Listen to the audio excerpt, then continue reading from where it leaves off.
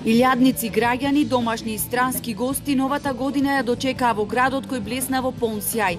Заедно одбројувајќи на глас ја дочекаа 2019 година.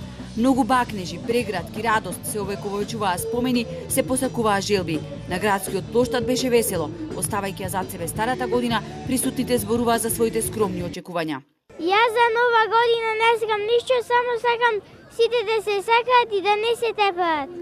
Да имат мир, појќе пари и така. Љубов. Секоја година сме тука на площад. Па и забавно ни е тука. Нашата новогодишна желба? Најмногу здравје, среќа на сите пожелувам, па исто и нас. Другото се како што мојме така. Zato što ovdje najlepše. Da, i nije mi prvi put. Овде е најубаво, затоа доаѓаме од Србија и не ни е прв пат новата година да ја дочекаме овде.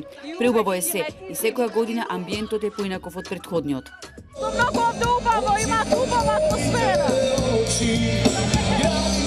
Многу е убаво. Сите да бидат посреќни, да има повеќе љубов. Љубов, среќа, здравје за сите.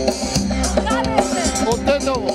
Во заспаниот туристички центар беше живо. Сите се препуштија на забавата која приредија неколку наши музички групи и охриѓанецот Ѓоко Таневски кој не внесе во новата 2019-та.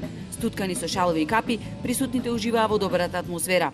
Изненаден многу од публиката, желба живи, здрави, весели, среќни, да веруваме во себе, да слушаме македонска музика и да живееме убав живот. За да има достоинствен дочек на градскиот плоштад направија напори охридските угостители и хотелери кои ја превзедоа организацијата во своји раце.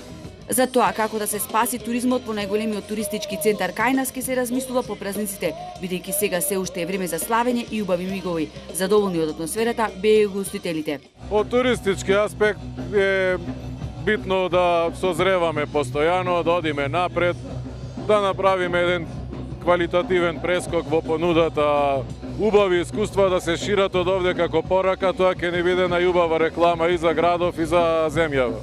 Охрид синоќа ликуваше во мирен амбиент без сериозни инциденти. 10 лица биле донесени во алкохолизирана состојба во итната медицинска помош, пошто им била укажана лекарска помош.